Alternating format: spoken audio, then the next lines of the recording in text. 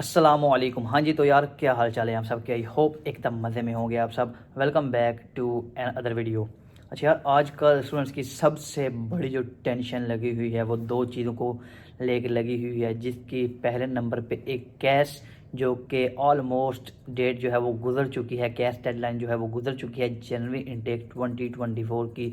लेकिन अनफॉर्चुनेटली कई स्टूडेंट्स ऐसे हैं जिनको अभी तक कैश रिसीव नहीं हुआ। किसी का इंटरव्यू हुआ था उसको नहीं हुआ, किसी का इंटरव्यू के बगैर नहीं हुआ, किसी ने फ़ीस जमा करवाई थी तो नहीं हुआ। बहुत सारे रीज़न हैं इसमें, उनका जो है वो कैश रिसीव नहीं हुआ। इसके बाद वीज़ा, किसी को वीज़ा रिसीव हो चुका है, किसी को अभी तक नहीं हुआ। किसी का अम्बेसी इंटरव्यू की किसी को कॉल आ गई है, किसी का अम्बेसी इंटरव्यू हो चुका है, किसी को NSF की ईमेल आ गई है, एस्केलेशन ईमेल आ गई है।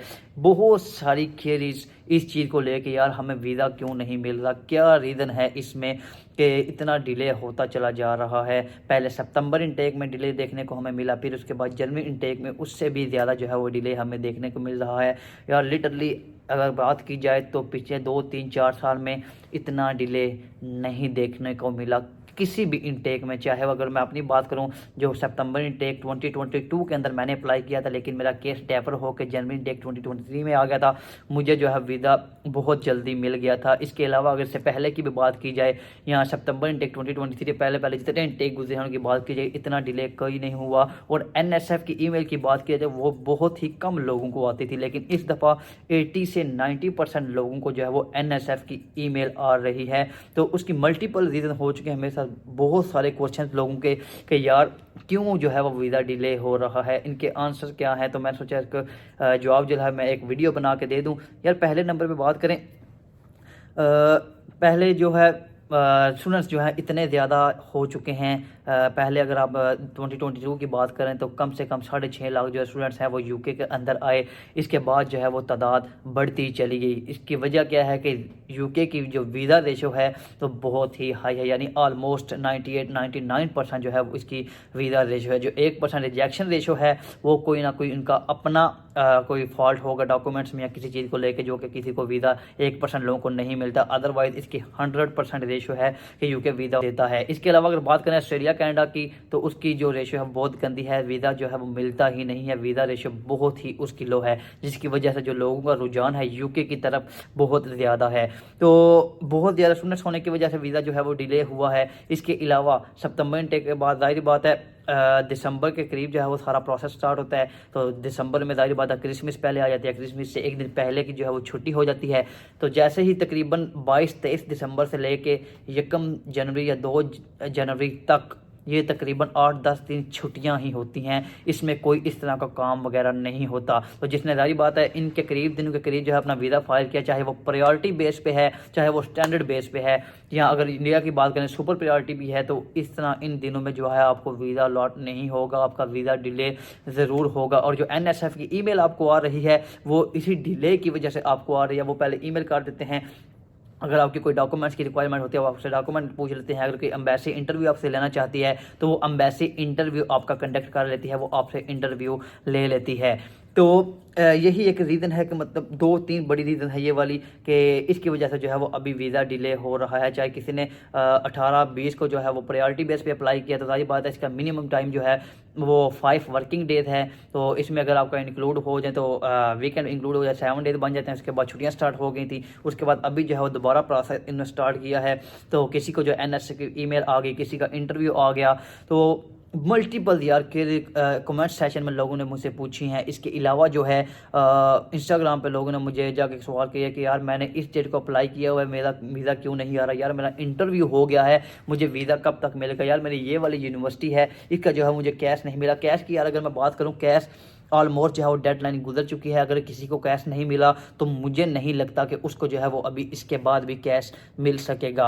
वो यूनिवर्सिटी को ईमेल कर सकते हैं, या जो है मैं भी कंसल्टेंट को उन्होंने बता दिया कि आपका केस डेफर कर दिया हुआ है, क्योंकि कंसल्टेंट भी कहीं ऐसे होते हैं वो आगे नहीं बताते। जब टाइम गुजर जाता है वो कहते हैं कि यार अनफॉर्चुनेटली आपका जो केस है वो डेफर हो गया था, हमें भी लेट ईमेल आई है। उनको हालांकि पहले से पता लग चुका होता है, वो इसलिए नहीं करते कि ताकि आप अपना उनसे केस खींच ना लें, फिर आप भी जाहिर बात है एंड पे मजबूर होकर कहते हैं चलो यार अगले इनटेक में ही अब कर दो। तो ये रीज़न है, कैश तो अभी आपको मिलेगा ही नहीं, क्योंकि इसके बाद जो है वो डेडलाइन ऑलमोस्ट गुजर चुकी है 99% यूनिवर्सिटी की। तो वीज़ा की मैं बात कर रहा हूँ तो मुझसे लोग कहते हैं कि यार आप कुछ करें यार हमारे लिए, मतलब हम क्या करें। तो यार अगर आपको NSF की ईमेल आ गई है, यूनिवर्सिटी ने जो है वो इंटरव्यू आपका ले लिया है, उसके बाद जस्ट आप वेट कर सकते हैं, इसके अलावा कोई दूसरा ऑप्शन नहीं है। अगर ज़्यादा डिले हो रहा है और ज़्यादा डिले के बाद आपने इंक्वायरी करवानी है, इंक्वायरी में जो है वो आपको कुछ ना कुछ डिसीजन मिलता है। अगर वो आपको इंक्वायरी में भी कहते हैं कि यार हमने एस्केलेशन डिपार्टमेंट को आपका जो है वो केस डेफर कर दिया है, तो आपको यार वेट करना पड़ेगा। इसके अलावा दूसरा कोई ऑप्शन नहीं है कि मैं कुछ करूं या कोई और बंदा या आपको डायरेक्ट जाके किसी UKVI में आपको कोई जानने वाला है उसको कुछ करें, कुछ भी नहीं होगा। जस्ट आपने वेट करना है जब तक डिसीजन नहीं आ जाता UKVI की तरफ से। कोई बंदा कुछ भी नहीं कर सकता। अगर आपकी किस्मत में हुआ, जब आपकी किस्मत में होगा तब वो आपको जो है वीज़ा अलॉट हो जाएगा। इसके अलावा कोई दूसरा ऑप्शन नहीं है कि आप बोलें कि यार अगर हम इसको बोलेंगे तो वो जाहिर बात है कहीं से पता करवा लेगा या पता करवा के बता देगा, या कोई ऐसा ऑप्शन होगा कि जिससे हमें जल्दी जो है वीज़ा अलॉट हो जाएगा।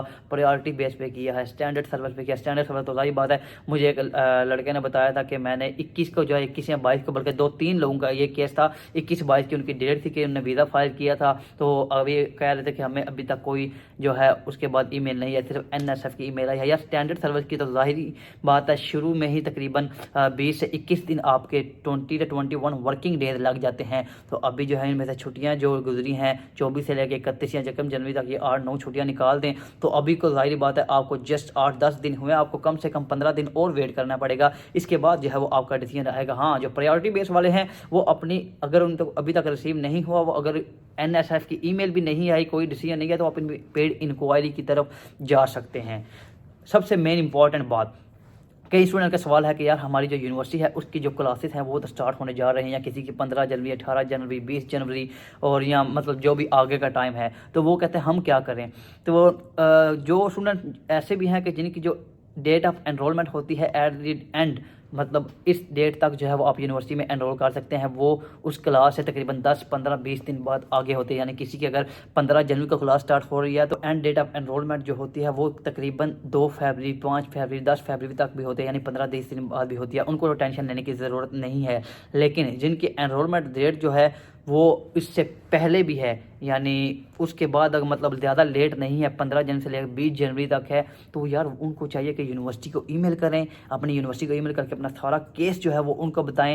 यूनिवर्सिटीज़ भी जो है उनको भी पता है कि आजकल जो केस है वो सबके डिले हो रहे हैं, तो वो भी ऑलमोस्ट सारी यूनिवर्सिटी जो है वो एक्सटेंशन आपको दे रही हैं, जितनी उनसे मैक्सिमम हो सकती है वो आपको एक्सटेंशन देंगे। लेकिन आपका फ़र्ज़ है यूनिवर्सिटी को कॉल करें, यूनिवर्सिटी को ईमेल करें प्रॉपर तरीके से कि मेरा जो केस है वो इस तरह डिले हो रहा है, उनको रिक्वायरमेंट थी तो मैंने इस तरह पूरी कर रहा हूँ, तो मेरा केस जो है वो डिले हो रहा है, अगर मैं लेट होता हूँ तो मुझे एक्सटेंशन चाहिए, तो वो आपको प्रॉपर उसका रिस्पॉन्स करेंगे। तो यही 2-3 जो है वो सोल्यूशन जिसको आपको फॉलो करना है, तो उम्मीद है इसका आपको अच्छा रिजल्ट मिलेगा। तो यही थी एक वीडियो, मैंने सोचा इस पर एक वीडियो बनाऊँ क्योंकि बहुत सारी केसेस हैं इस चीज़ को लेकर, तो कुछ हद तक क्लियर हो जाए। उम्मीद करता हूँ वीडियो थोड़ी सी हेल्पफुल रहेगी। वीडियो अच्छी लगे वीडियो को लाइक लाजमी कीजिएगा। चैनल पर नए हैं तो यार चैनल को सब्सक्राइब करना मत भूलें। इंशाल्लाह मिलेंगे नई वीडियो के साथ, तब तक के लिए अल्लाह हाफिज़।